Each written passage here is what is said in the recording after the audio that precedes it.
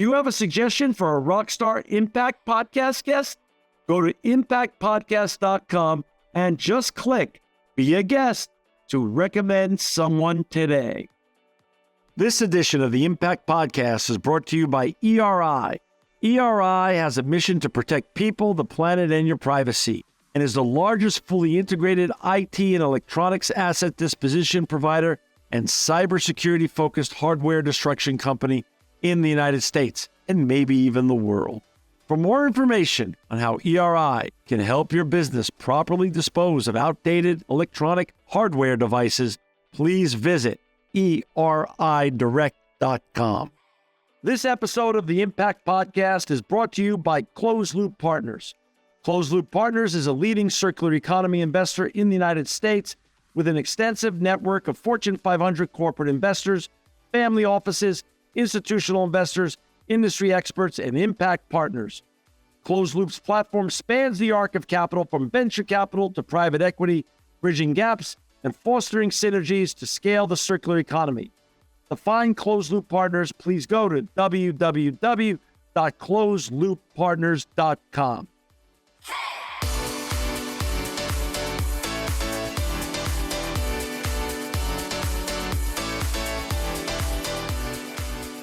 Welcome to another edition of the Impact Podcast. I'm John Shigarian, and I'm so excited to have with us today Melanie Chow Lee. She's a Vice President of Mission and Sustainability at Danone North America. Welcome, Melanie, to the Impact Podcast. Thank you, John. It's great to be here. Hey, so you're in my favorite city on the planet, New York City, or New York, and I'm sitting here in Fresno, California. We're connected. And by the way, I shared this with you a little bit before we started taping. I love the background that you have. I love all your brands there on display. That's really a wonderful background that you have. Yeah, we love this studio that we have. It really shows the breadth of all of our products, which we provide to the whole age range of, U.S.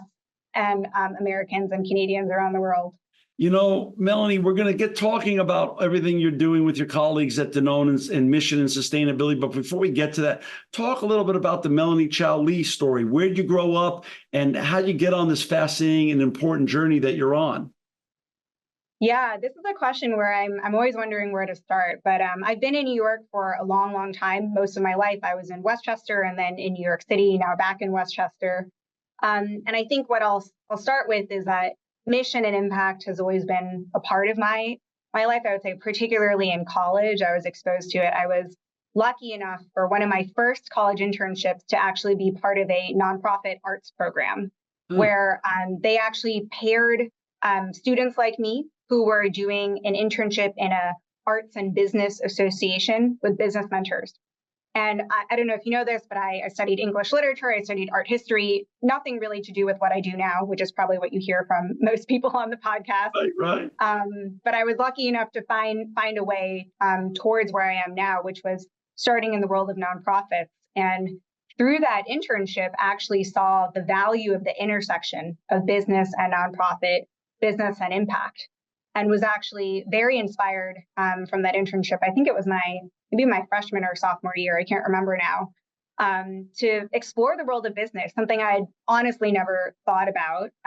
Ended up in, I would say, very traditional commercial roles right after undergrad. I did some M&A consulting, some due diligence work. I also worked at an asset management firm, but was always drawn back to the world of impact. I used to do quite a bit of extracurricular roles on nonprofit boards. I also was a part of a social enterprise for many years. And so brought that all together. When I went to Columbia, I got an MBA. I wanted to exit in the world of impact and business, ended up at BCG for almost 6 years. So at BCG, the Boston Consulting Group, actually my key focus area was how do we drive impact around the world? I worked in the climate and sustainability and social impact practice area. And maybe I'll make a long story short, but over those 6 years, right, I was exposed to multinational companies. I was exposed to multilateral organizations, aid organizations, foundations, nonprofits doing a whole host of sustainability, health, economic development work. And through that, really understood and saw how the world is changing in terms of how it operates with the world of impact, and wanted to take that forward in a company So here I am at Danone North America. I lead what's called the Mission and Sustainability team for Danone. And this is the team that essentially drives the impact strategy and the impact roadmap for the company. I love it. We've been doing the show since '07. And back then, there wasn't even a lot of people, a lot of wonderful brands didn't even have chief sustainability officers then.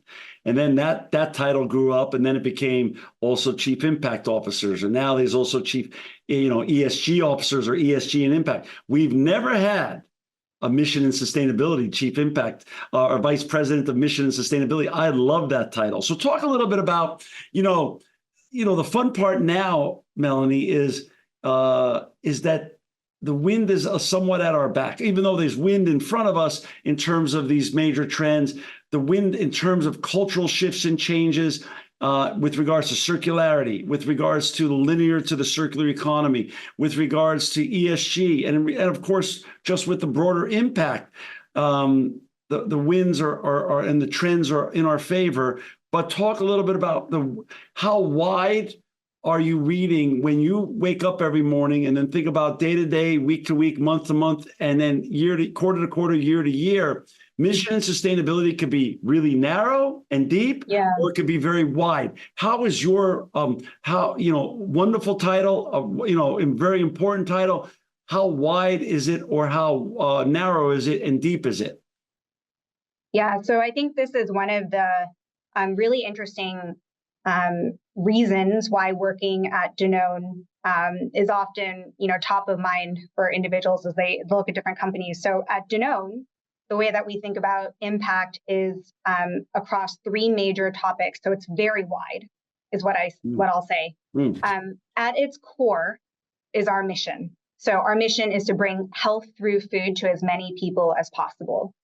And how we deliver on that mission is through three major priorities. So the first is bringing healthy and nutritious food. So this is through the products and how we educate consumers. The second is what I think many typically think of in terms of the term sustainability. So it's our work that we do to preserve and regenerate nature. And then the third topic is people and communities. And on the people and community side, this spans not only how we think about our community internally within the company, and the different culture and programs that we bring into place, including DE&I, but also how we think about our broader external community. And for a food and beverage company, what that means is not only the communities surrounding our headquarters, but also our factories, of which we have over a dozen in North America, as well as the communities from which our suppliers are based. And so this, in some ways, can be global, depending on which material that we're talking about. And so through these three different priorities that surround our mission, we deliver on our impact. And all of this together is called the Danone Impact Journey. I love it. So let's step back and let's educate our listeners and viewers a little bit here, Melanie. Danone, and for our listeners and viewers to find Melanie and her colleagues and all the important work they're doing in impact and sustainability and mission, obviously, it's www.danone.com. And then we'll have other show notes to connect you to more specific opportunities in terms of Danone North America and other things. But Melanie, let's tee it up for our audience. How big is Danone in terms of how many countries you do business in, approximately, revenues and employees? Again, these don't have to be exact numbers, but give a little bit of the macro. Yeah, sure. So I think I'll stick with my region, which is the one that I'm driving, Sure. North America. So covers the US and Canada. Yep. In terms of revenues, we're talking north of 7 billion. Wow. And then in terms of employees, roughly 5,000 to 6,000, and that spans both our corporate headquarters as well as our factory and plant employees. Got it. And just, I'm looking over your shoulder, but I also have notes in front of me. Some of the amazing and wonderful brands that we all get to enjoy at office and at home. Evian water. Right, here's my Evian bottle. Yes, I have mine too. All right, so we're Danone, Activa, the Silk is right over your left shoulder there. Wallaby Organic, and many others. I mean, you have so many iconic brands that you represent in the Danone family. It's it's really remarkable and amazing at the same time. So you have this impact journey that you're on. So now, how do you break up your day, your week, your month, your quarter on those three legs of that stool on the impact journey? Is it divided equally at 33% each, or explain how your world operates with those three legs to your stool, the impact journey stool? Yeah, I wish I could provide a straight answer. This is probably what a lot of people say as well. But I think there's a few points that I'll make. So, Okay. number one, the way that we think about our three priorities is they're actually very intersected. So, they're meant to complement each other. Sometimes the work that you do in one of the priorities actually also has a double impact on the other. And I think that's really meaningful because it means that, even me personally or my team or the cross-functional teams I work with, we're not siloing our time, and we're actually leveraging the synergies in terms of how we operate in order to deliver multi-pronged impact. So I think that's one thing. But in terms of maybe to give you a little bit more of a snapshot into what we're focused on now, there's always, major priorities for any given year. I think top of mind for this year for me is actually our B Corp recertification. Danone is B Corp certified, and essentially every 3 years you go through a very extensive recertification process with B Lab, the team behind the B Corp certification. So that has been a long journey over the past year that we're wrapping up about now. And then there's quite a bit of momentum that we have on the nature side tied to our recent Science-Based Targets Initiative commitments. So doing a lot on greenhouse gas reduction, and happy to chat about what that looks like in North America for us. And then on the health and nutrition side, one of the areas that we're really proud of and we've had a lot of momentum in over the past couple of years is how we think about access and affordability and inclusive nutrition across the US. We have a number of programs and commitments that we've launched there over the past couple of years that ends up also taking up quite a bit of our company's time, not just my time. And as you said, I mean, I love the way you've laid that out, in that the three legs of the impact journey stool are truly, they converge with one another and potentially accelerate and enhance one another. And that's how like you said, there's not, you mean it not to be in silos. Yeah. That's it by intention. Talk a little about the Cert B. I have to claim the ignorance that I even have with regards to it. I've read about it quite often, but I'm not really clear on what qualifies you as a B Corp, and what does that certification process look like?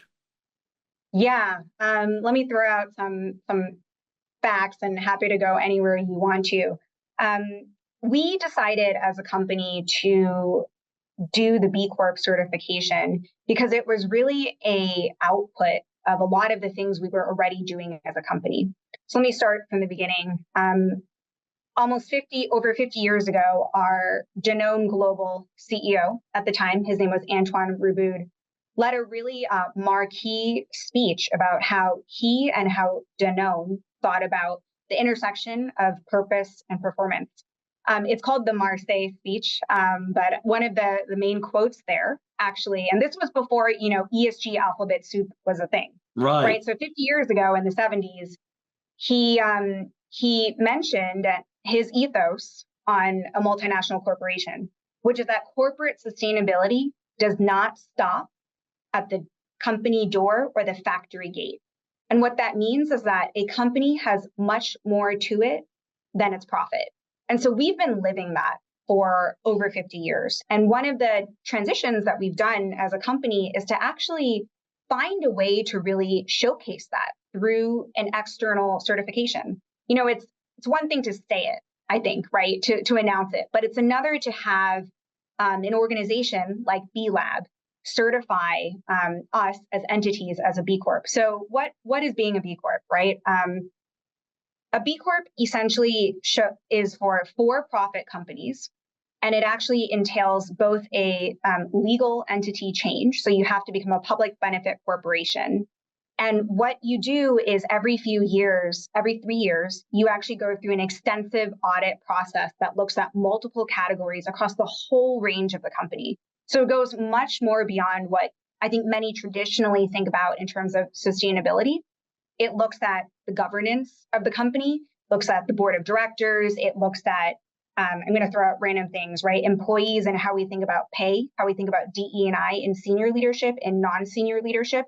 It looks at how we treat our suppliers across our entire supply base. It looks at our environmental stewardship, and it looks at how we interact with the community around us. And so B Lab, in a nutshell, has a number of very rigorous standards across these categories that they rank companies on. So you actually get a point score.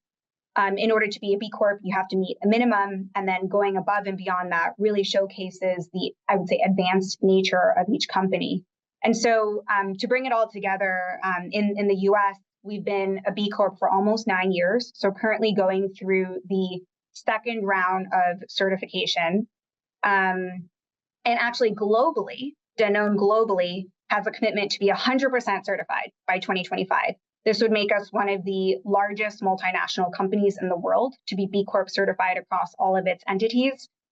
Just closing out last year, we're at over 80% of net sales globally are certified. And that is a very meaningful feat. It is hundreds of legal entities around the world going through this super rigorous audit process in order to really showcase, right, to the world that we have a stamp of approval from an external body that can really validate what we say day in and day out when we live our mission, when we deliver on our Danone impact journey. Got it. So if your focus, you said this year, is that recertification process, how long does that process take about? It takes almost a year, believe it or not. Okay. It is a significant amount of collaboration, coordination, because the range of questions in the certification really spans from behind the scenes to front of consumer. You actually end up working with everyone across the company. So in terms of even some of our subject matter experts that we've brought along the journey with us, right? It's over 300 people that we've engaged directly in this certification process that have made the recertification a key part of their job for that year. And I think that's really cool, actually, because it shows how embedded being a B Corp is to us as a company, right? It's not just a logo that we put maybe on pack or a certification that we can say we have. It's something that even our employees live and breathe as they go through the certification process each 3 years. When you're talking to your colleagues, what I call the greatest fraternity on the planet, the folks that do what you do, mission and sustainability, impact and ESG, like you said, the alphabet soup of sustainability. And I think it's just one of the greatest fraternities on this planet. I get to meet so many of you because of this platform and because of this show. When you're talking to them, talk a little bit about being an ambassador for B Corp. Is it when other colleagues ask you, when other members of this fraternity ask you, how goes that journey? Should we be considering it as our corporation? They represent their corporations, obviously. Is it something that you highly recommend to others in the sustainability field? Yeah, it's funny you bring this up. I was fortunate enough to be on a panel on this exact topic at GreenBiz recently in Phoenix in February. And I think some of the key points I'll say are absolutely, it's worth it. I think if you as a company are putting purpose at your center, like what better way to really bring that to life than to be able to look at a set of standards that are externally validated, benchmark yourself against those standards, get a certification, right, ideally, and then also see what opportunities you might have to continue to grow year over year. One of the key things that we think about as being a B Corp and having already recertified is that we try and we push for continuous improvement as a B Corp. Like just being a B Corp, and I don't mean it even that way, but just being a B Corp is not enough, right? Year over year, we want to do more. We want to have more and more impact. We want to really stretch ourselves I think especially as the world of ESG has evolved so much, as you say, right? There's always new information, new data, and new standards. But I think the other things about being a B Corp, right, is you have to be ready. So, senior leadership needs to be on board. You really have to have a roadmap for all of the different programs that, being a B Corp really means. And that can start with some of the basics, I think, which is, environmental. I think a lot of people have that under their belt, especially as, maybe a CSO might have, that's the natural topic you start with. But you really got to go beyond that then to your supply chain, and you have to go to your community, and you really have to think about how do we understand the overall governance of the company, how decisions are made, how incentives are drawn, and how does that all come together in terms of impact. But I think it's been an amazing way for us to really anchor all that we do with a partner like B Lab in order to have a roadmap really for the future and continue to live out what we've been living out for many decades. So my takeaway and our audience's takeaway should be: a B Corp isn't just a title. It really stands for you got to be better every day.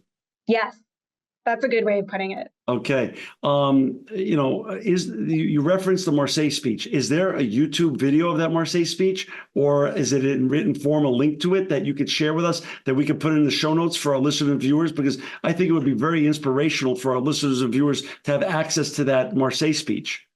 Yes, absolutely. We can definitely share that. And a fun fact is it's actually so meaningful to the ethos of the company that every year we celebrate it with something called Danone Day.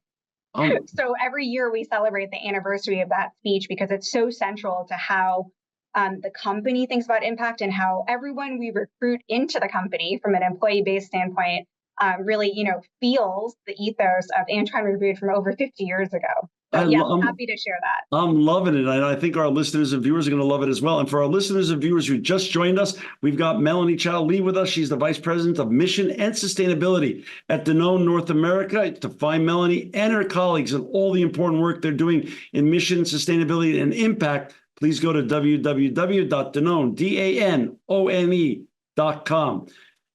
Talk a little bit about referencing the Marseille speech, and we were just talking about, the impact journey that you're on with your colleagues at Danone, impact and purpose. How do you, obviously you're a company that's commercial. You're in business to make a profit. Profits then fuel all the efforts that you make and pay the salaries of your team and of all the great people at Danone. So there's no shame in profits. But how do you what's the right balance act between profits, impact, and purpose? And how do you get that right, Melanie? Yeah. Maybe I'll start with a quote of our now current global CEO, which I think really speaks to this intersection of purpose and performance. So we as a company released the Danone Impact Journey, which is our roadmap for impact, in the first quarter of 2023, so about a year ago.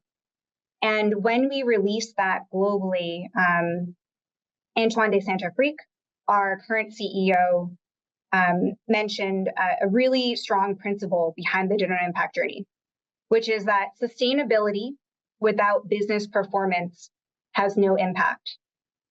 And business performance without impact has no future. And what I've been trying to do over the past year, as we've been working to really embed the Danone Impact Journey into our current strategy and roll it out, right, cross-functionally and also with our external partners, is stand by that principle. Because I think fundamentally, we as an impact team can't succeed if the company doesn't succeed. But the company also can't succeed if it's not accurately thinking about resiliency.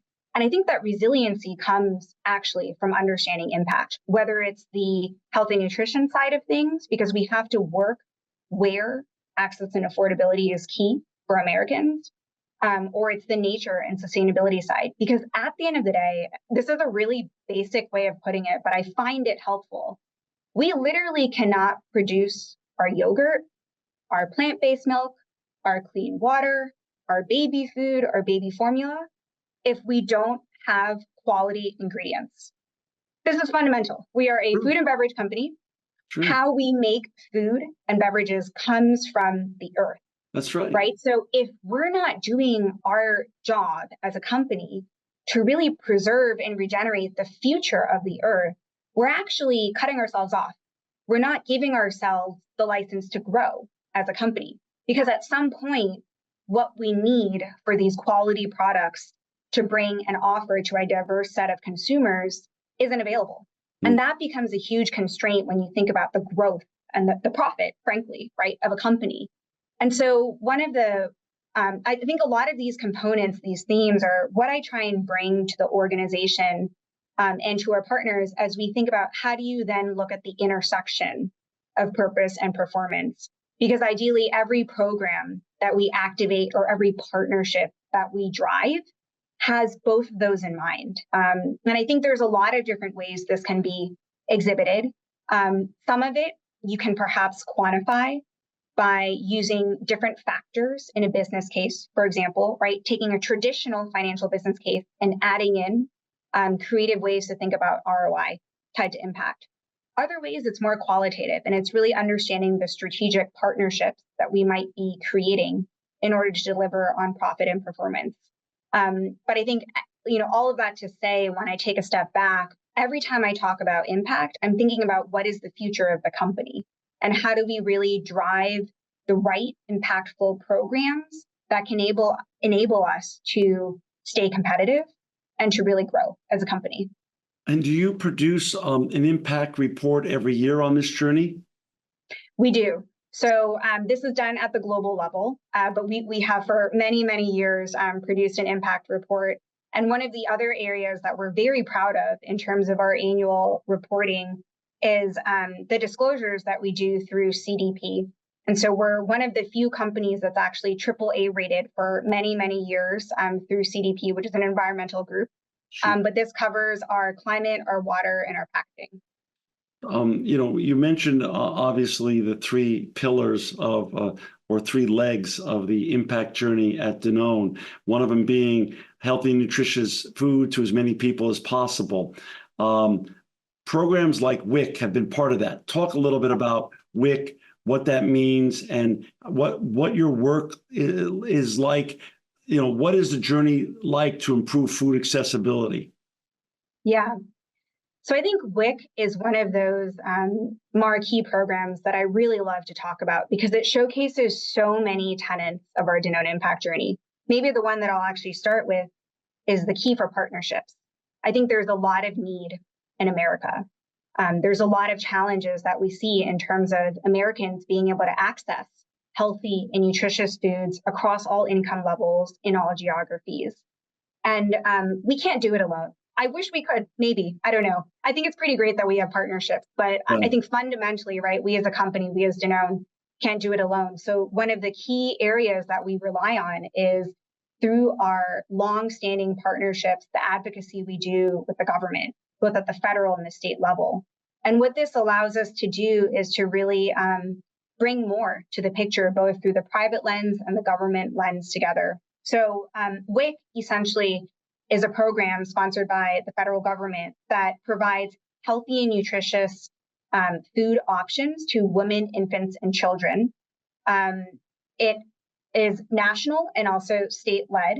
And what it does is it allows mothers who have high need and need to access healthy foods to have a certain amount of funding each month to be able to buy these healthy foods within grocery stores. And I think what's great about WIC is that it has a few components. It's not just about what product ends up in their shopping cart, but it's also a huge way for us to educate families and mothers. In order to be WIC eligible, each mother actually goes through various educational sessions where they can learn about healthy eating, recipes with these healthy, nutritious foods, and how to really think about the nutrition of a child over the course of their growth, right? And so we're really proud of this because it allows us to, we are a product company, right? We create products, but it allows us to go beyond the product and really find a way to bring our healthy yogurts, soy milks, and baby foods to women and children in need. And so this has been a program we've been a part of for many, many years. And one thing we're super excited about is that recently, with new regulations, the WIC program is actually expanding, which is great news. It means that there's more money out there for more people in need. And also the diversity of options provided to a mother are increasing. So just to give you an example, what that means for a company like us is, previously yogurt was offered as a WIC option, but the bulk size.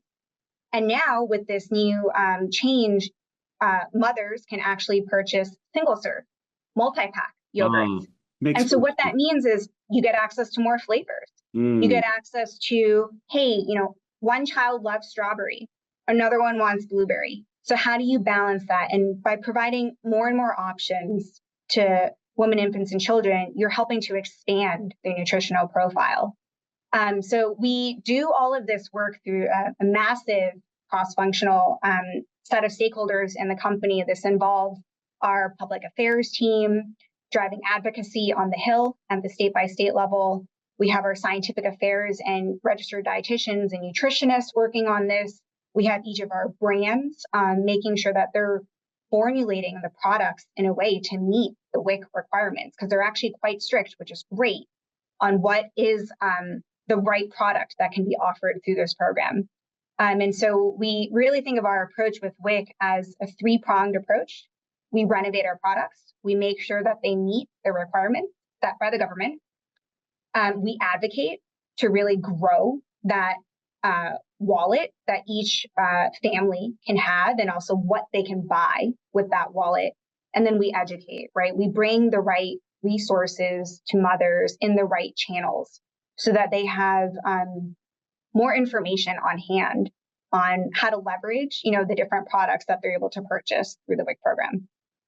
How successful is it in terms of impact and the amount of women, infants, and children that you're able to serve on an annualized basis in North America? Yeah, so it's huge. I mean, the WIC program overall, federally, I think serves over 7 million women, infants, and children. And I won't take, personal company credit for that, but it's a huge part of how Americans move forward. You're part of a greater menu of good nutritional opportunities that you're offering those 7 million people. So that's part of it. You're an important part of that. It's huge. It's huge. You mentioned earlier the CDP scores that you've been getting 5 years in a row, AAA score, CDP. Explain what that means to our listeners and viewers. Yeah, I think maybe the simplest way to explain it is that CDP, I guess, like B Lab, right, like B Corp, is an external body that looks at a number of disclosures from a company on environmental metrics each year. It basically covers your entire supply chain.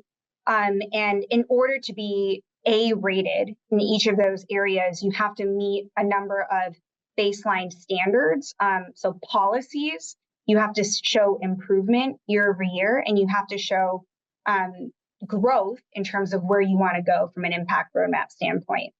So we've been a part of that program for many years, as you were saying, and it helps us, again, I think, really benchmark ourselves against the industry. We can say a lot, but are we actually doing what we say? And is it measurable vis-a-vis, other companies out there? And are we really moving the needle? Because I think at the end of the day, one of the tough things sometimes about thinking about impact KPIs is you're so numbers driven, but the whole point of it is to really change the world, right? Yeah. And so in order to, sometimes the way that we can see that is if we're able to compare ourselves to how others are doing, and we can really show that, we've progressed a lot and we've pushed forward quite a bit with the programs that we're running. I love it. You mentioned as one of the important legs or pillars of the impact journey is just the classic meaning of sustainability. Now, sustainability, as you and I know, is just creating, as you say, impact can be read the same way. Sustainability is really just creating a more resilient organization. In terms of sustainability, meaning some of the more recent attachments to it, such as environmental benefits and otherwise. Talk a little bit, what's your most favorite example to use of a great sustainability win that Danone in North America has recently achieved? Yeah, sure. And because I would say sustainability, the definition of it differs so much by company, maybe I'll just start with a quick overview of what that is for us. Yeah. We have 5 prongs to our nature-based priority. The first is really decreasing climate change as much as possible through both greenhouse gas emissions commitments overall, as well as a specific one on methane, which I'll come back to. It also means packaging circularity. It means regenerative agriculture, which is key for us because we are a food and beverage company. So much of what we do comes from our ingredients, which come from the land. And we also look at reducing waste across the entire value chain, as well as water stewardship. So this can span manufacturing, water and agriculture, water in the communities in which we operate.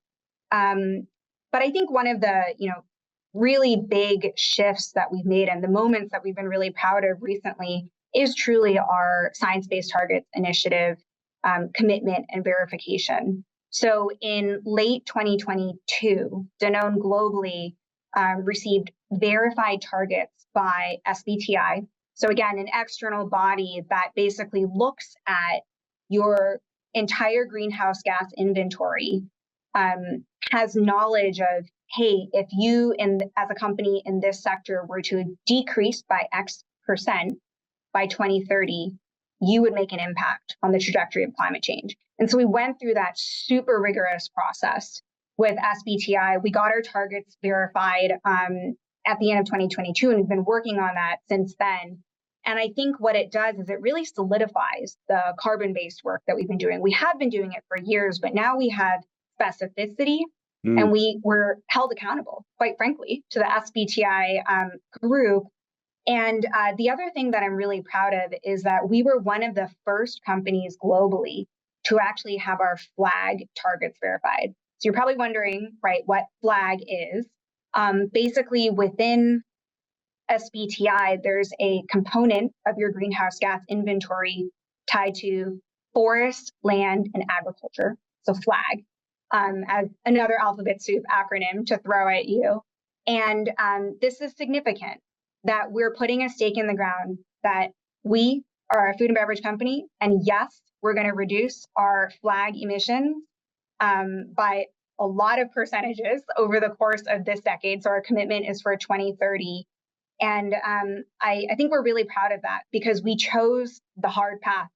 We could choose to not have actually our agricultural footprint included in our target, but why would we do that if it is one of the most meaningful areas of what we could truly impact on the world?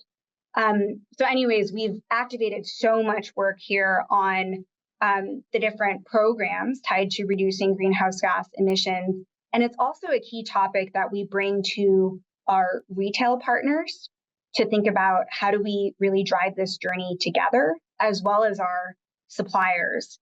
And as a large component of this greenhouse gas work, we've also made a complementary commitment to reducing our methane emissions by 30% over the course of this decade.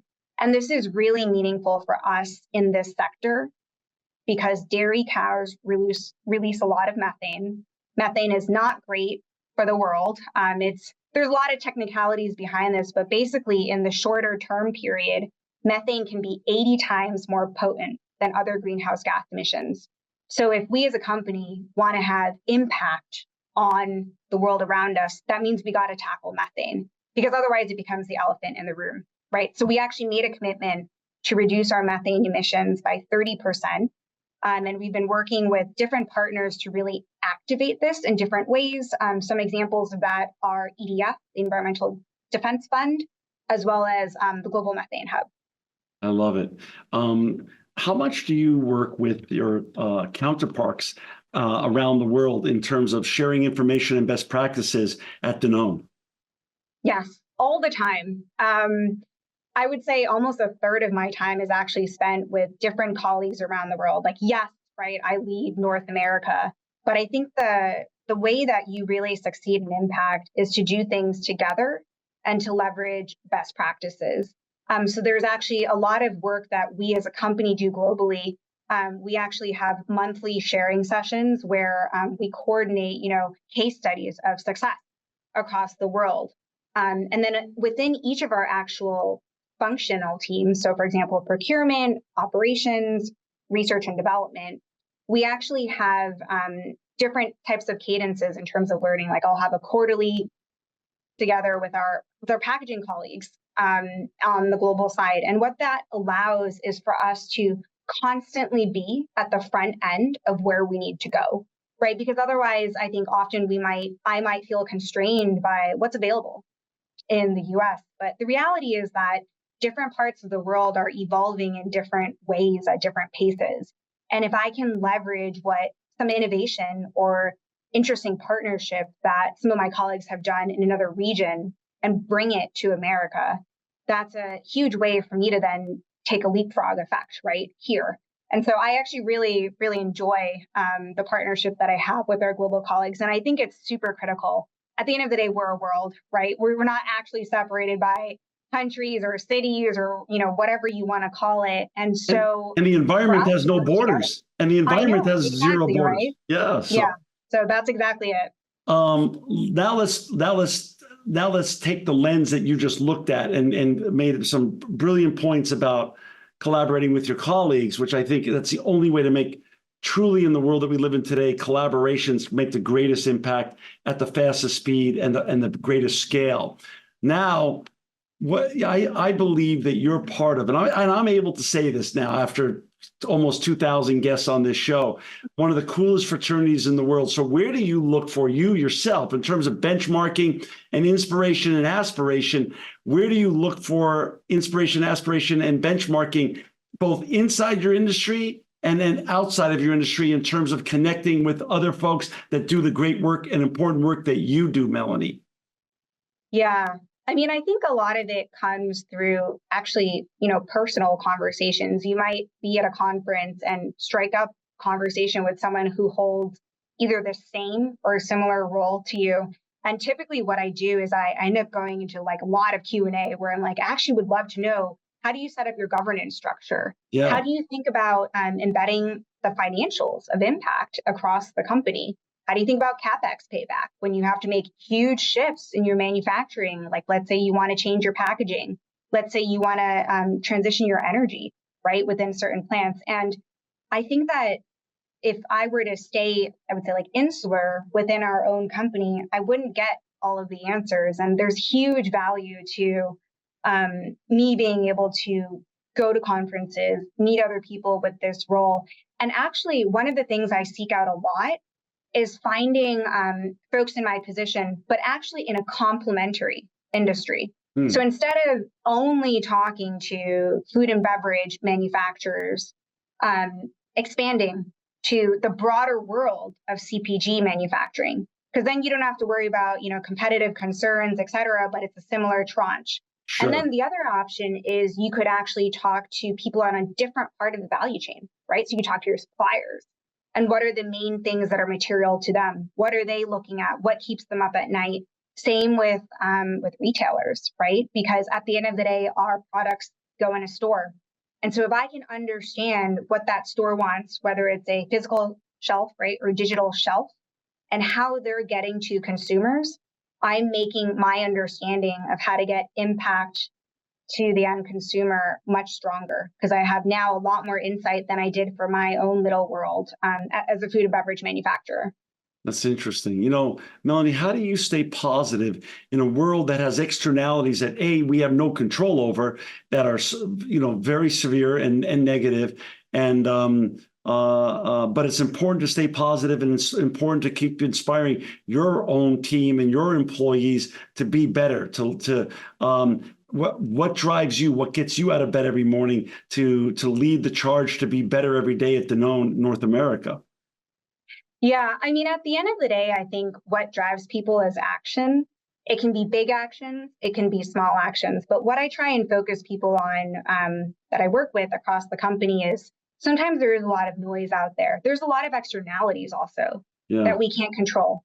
But if we have agreed upon a set of action and we work on those actions together and we deliver them or we evolve them as we learn more, we're making progress.